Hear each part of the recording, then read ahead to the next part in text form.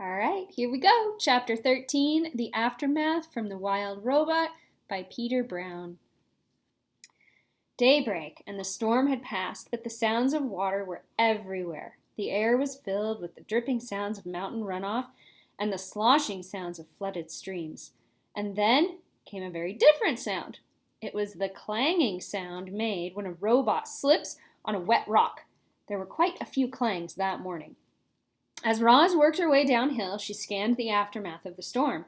Giant mounds of mud and debris had formed below the cliffs. The island's central river had crested its banks and spilled into the nearby fields and forests.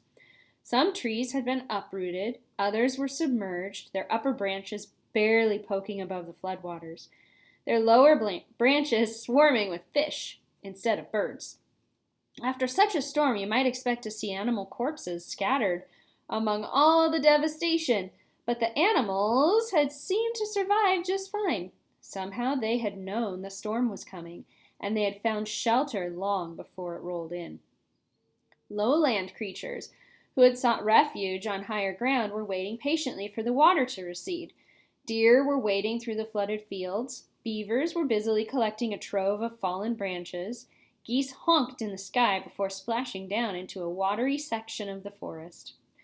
Clearly, the animals were experts at survival.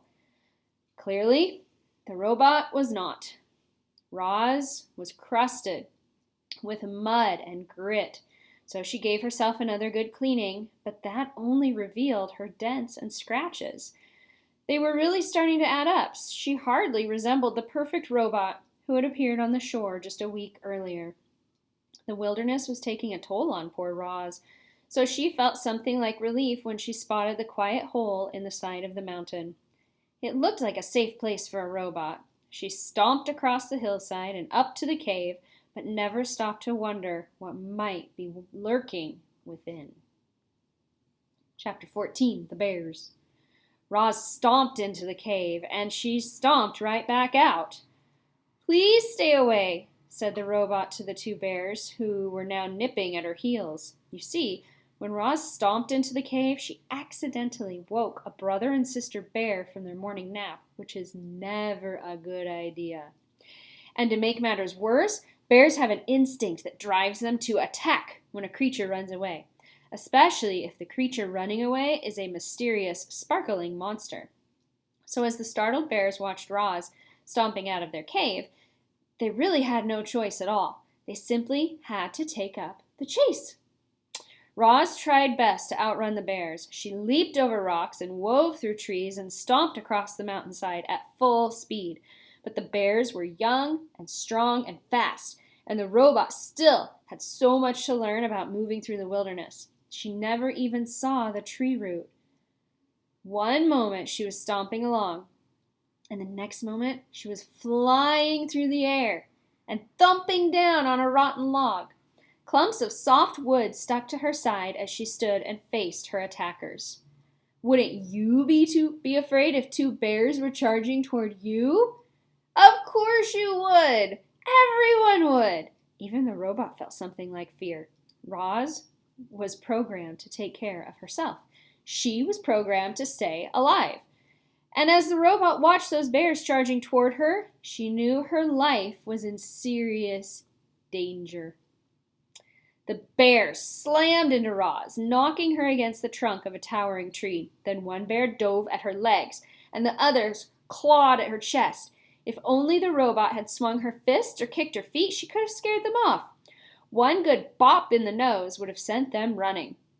But the robot's programming would not allow her to be violent. Clearly, Roz was not designed to fight bears. Powerful jaws chomped her arms. Sharp claws slashed her face. A massive head rammed her chest. "Please stay away," said the robot. "Roar," said the sister bear. "Grrr," said the brother bear. And then the bears went in for the kill. But the robot had vanished. Chapter 15, The Escape. Using all the strength in her legs, Roz jumped straight up, high in the air, and landed on a tree branch overhead. The tree shook with the sudden weight of the robot, and then thunk thunk, 2 pine cones bounced off Roz, and a moment later, thunk thunk, the same pine cones bounced off the bears below. The bears grunted with annoyance. This gave Roz an idea. The robot's programming stopped her from being violent, but nothing stopped her from being annoying. So Roz plucked pine cones from the nearby branches and lobbed them down on the bears. Thunk, thunk, thunk, thunk. Each pine cone bounced off its target with annoying accuracy and whipped the young bears into a frenzy.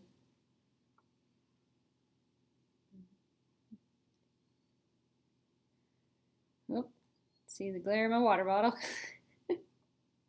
Whoop. Now can we get closer? Oh, there we go. Roz has some long legs, doesn't she?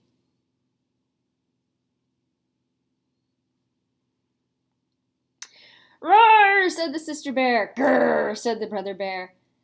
I do not understand you bears, said the robot. Roz was about to unload a whole armful of annoying pine cones when a distant roar echoed through the forest. Back at the cave, the mother bear was calling for these two, and she did not sound happy. The young bears looked at each other. They knew they were in trouble, but before lumbering home, they glared up at Roz and snorted one last time. More than anything, they wanted to kill the robot. Chapter 16, The Pine Tree. Roz was in no hurry to leave the tree. She stayed on her branch long after the bears had gone, enjoying some peace and looking herself over. In addition to bite marks and claw marks, the robot was also covered in dirt, which of course meant it was time for another cleaning. She was making good progress when she felt something sticky on her arm. The problem with sitting in a pine tree is that eventually the tree's sticky resin will find you. It always does, and it found Roz.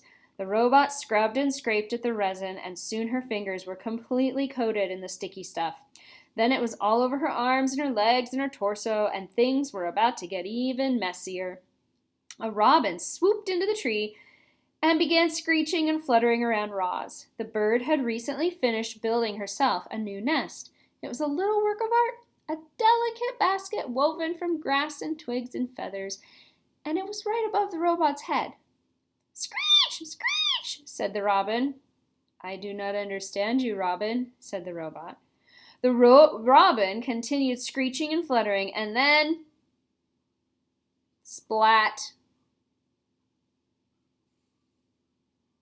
She splattered her droppings across the robot's face.